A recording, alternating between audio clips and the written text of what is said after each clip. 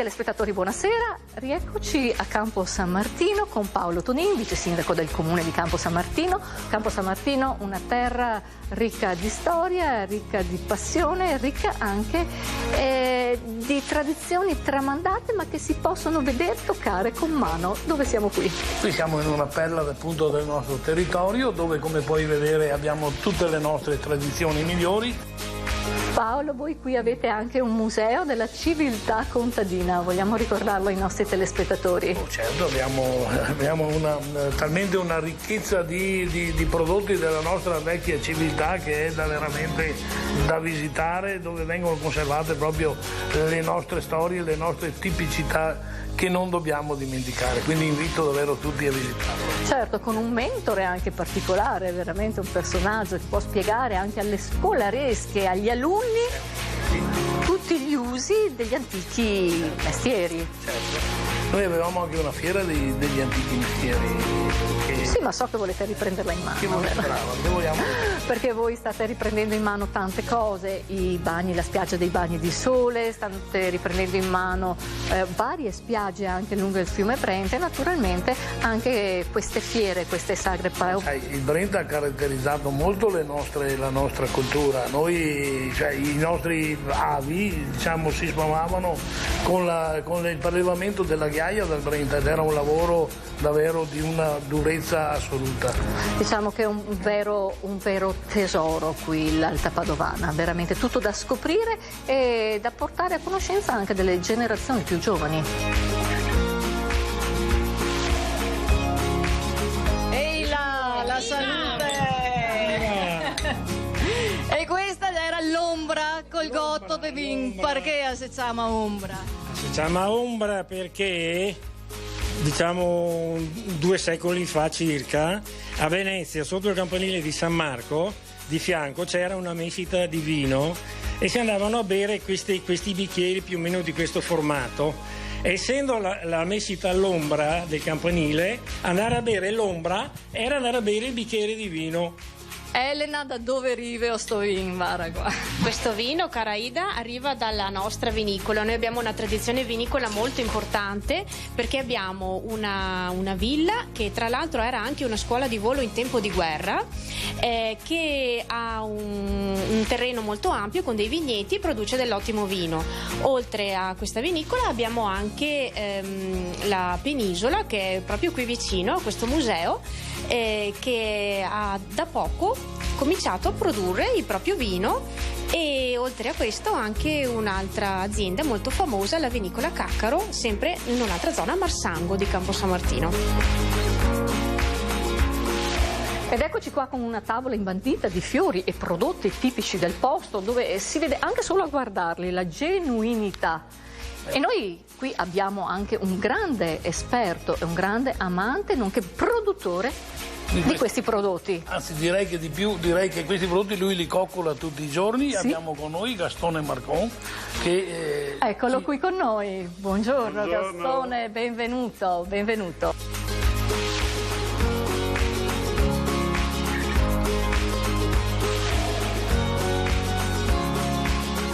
Grande intenditore sei, spieghiamo ai nostri telespettatori le peculiarità di questo ben di Dio. Beh, abbiamo la grande fortuna di lavorare vicino al Brenta, di coltivare vicino al fiume Brenta. Il fiume Brenta, come tutti i fiumi, quando aveva le piene negli millenni passati, portava con sé il limo. Il limo mi ricorda un po' la civiltà egiziana, che per 4.000 anni ha favorito una civiltà che poi tutti conosciamo, no? Sì. Allora, il limo che ci dà la possibilità di avere un terreno fresco, generoso, profondo, facile da coltivare, che non ti sporca le scarpe quando entri, per dirti, no? Va benissimo per coltivare soprattutto quei prodotti che hanno la radice. Ecco, sì. La valeriana. Sì. Questa è la valeriana detta gallinella, la troviamo come pianta spontanea lungo le rive del Brenta. Abbiamo la possibilità di coltivarla e tirarla su con la radice pulita. Ecco, questa è una novità, perché la valeriana entra nei mix di tutte le confezioni di prodotti che facciamo noi. È vero che la valeriana ha proprietà calmanti. Sì, la valeriana la conosciamo da tempo, diciamo, e la vendono pure in farmacia sotto estratti e sotto altre forme. Noi la consumiamo nelle insalate perché ha le sue peculiarità. Abbiamo delle patate. Abbiamo le patate che tutti conosciamo, vale la pena. Ma non sono tutte uguali. Non sono tutte uguali, vengono su le patate pulite dal campo, tutte della stessa pezzatura, e hanno la particolarità di essere adatte sia, diciamo, per la cottura sia per la patata. Adesso ognuno si sbizzarrisce come vuole con la patata che presta. Qui abbiamo le uova di gallina padovana, perché non si può non nominare. Abbiamo anche gli asparagi bianchi e verdi. Abbiamo le galline tutto il tempo dell'anno e gli asparagi sono i primi asparagi che stiamo raccogliendo in questi giorni. Un asparago fresco, un asparago che deve essere a chilometro zero, perché la validità dell'asparago è quella che sia che si consumi appena raccolto o quasi appena raccolto, quindi non deve fare strada. Un asparago che si consuma tutto intero, perché è tenero anche nella parte più dura, più grossa, che normalmente è più dura, più grossa. E poi qui cosa abbiamo? Abbiamo dell'insalatina novella che i nostri genitori coltivavano negli anni passati negli orti e rappresentava la prima verdurina fresca di stagione. Si seminava il 14 febbraio, il giorno di Santa Apollonia, si raccoglieva all'inizio, diciamo, della Pasqua, cioè nella settimana prima di Pasqua, e rappresentava la prima verdurina fresca di stagione, cioè dopo un inverno in cui si consumavano cibi prevalentemente cotti, patate, radicchio e così via. La verdurina, come l'insalatina, era quella, si chiama pasqualina per questo, Pasqualina, che bello. Proprio perché depura l'organismo e fa bene alla salute, e l'organismo ha proprio bisogno. Guarda, raccontiamocela io e te, cosa c'è di più bello di mangiare un'insalatina con un ovetto quando è primavera? Soprattutto nella domenica prima di Pasqua. Sarà un rito, sarà che ogni anno si ripete lo stesso rito, quindi diventa automatico aver bisogno in questa stagione di questo prodotto. Produzione dei territori dell'Alta Padovana non può mancare la classica verza. Adesso la verza appartiene alla famiglia delle crucifere, ha un valore salutistico importante, la conosciamo tutti. Questa è anche una bella verza perché ha delle sfumature violacee, tutti la verza la conosciamo e diventa importante. Io so che tanti ristoranti vendono solo o consumano solo prodotti a base di verza. Di verza. E qui abbiamo qualcosa che più che una verdura assomiglia a un fiore. Abbiamo il radicchio di Chioggia, abbiamo il radicchio di Castelfranco, ecco, per completare, diciamo, la nostra gamma di prodotti.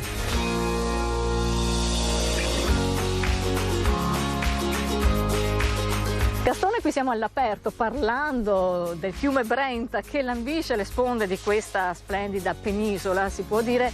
Non possiamo non parlare di Salici Piangenti. Beh, dovete sapere che qui abbiamo acqua tutto intorno, perché c'è il fiume Brenta che fa un'ansa. Questa lingua di terra è un po' particolare perché non c'è inquinamento acustico, non c'è inquinamento ambientale e abbiamo un microclima durante tutta l'estate. Il Salice Piangente è una pianta tipica dei terreni prossimi all'acqua, quindi questo è il posto ideale, pensando proprio al clima d'estate che non ha quei calori estivi che siamo abituati ad avere negli altri posti vicini, diciamo, fuori da questo ambiente.